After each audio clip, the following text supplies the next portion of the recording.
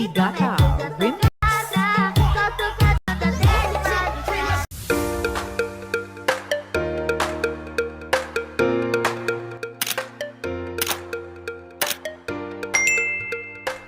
Isang mapagpalang araw po sa ating lahat. Magandang araw at gabi po dyan sa mga silent viewers at mga solid supporters na patuloy nga pong nakasuporta. Mega love shoutout po at kamusta po kayo? So narito mga kalingap ang ating muling pag-uusapan patungkol nga po kung saan Edo at Frigid ay pumayag na nga bang i-love team silang dalawa. So yan nga po ang ating pag-uusapan maya-maya na lamang. Pero bago po yan, ay lagi kong paalala sa inyo. Bago po tayo magbigay ng ating comment at opinion, ay tapusin po muna natin ang gawa ng video nang sa ganon ay akma po ang ating i-comment. So yan sa ating pagbabalik mga kanina, narito ang ating napaka magandang pag-uusapan. Good news na po mga kalingap at nakapatuwa ito. Ido at Bridget, pumayag na nga bang in love team silang dalawa? Siyan nga po mga kalingap, may update po tayong nakuha dito kay Kalinga Prab na ating na kita dito sa Facebook nga po na kung saan na-post ni Kalinga Prab na meron tayong abangan sa dalawang ito mga kalingap. Nakakatuwa mga kalingap no. So ang tanong ay pumayag nga ba itong dalawa na in love team sila?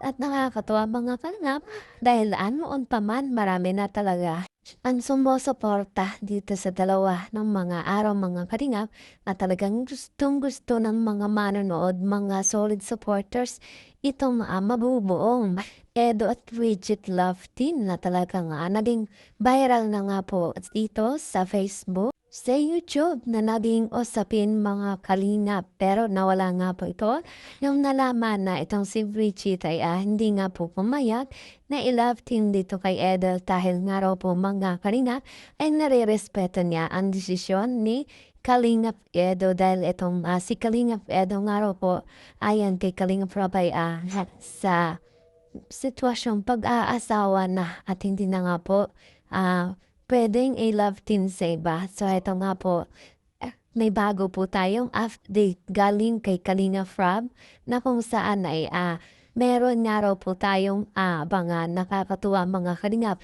At ito na nga po yung iniintay ng lahat. Siyempre, aabangan po natin yan. At hindi po natin palalagpasin. Isa po tayo sa mga suporta dito mga kalingap no.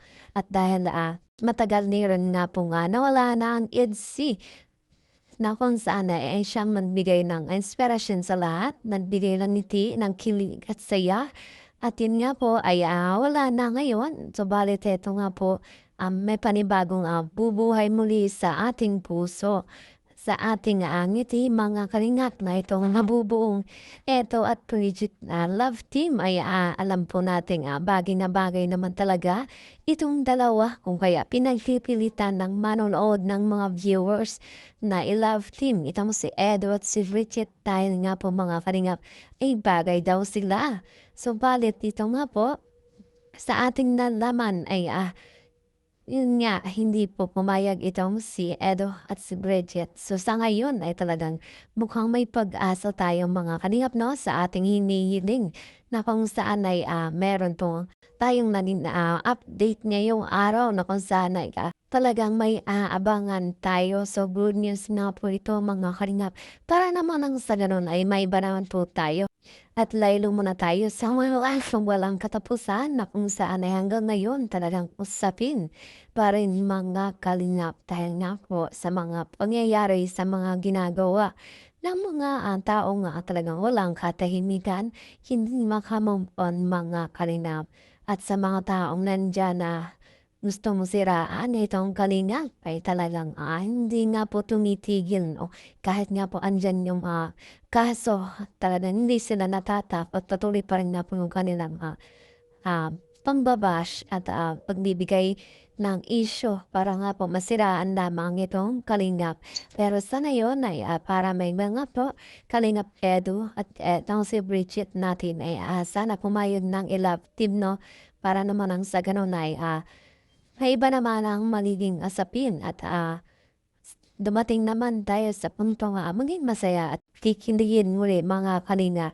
Kung kaya itong si Kalinga Prab ay heto nga po ang nagbigay ng update dito sa dalawa kay Edo at Pritchett na kung saan ni atin po yung abangan. Panoorin po natin yan mga kalinga. At malay po natin sa ating mga hinihiling na itong si Edo at Pritchett na ay ipag-love din. Sana nga po ay pumayag na itong dalawa.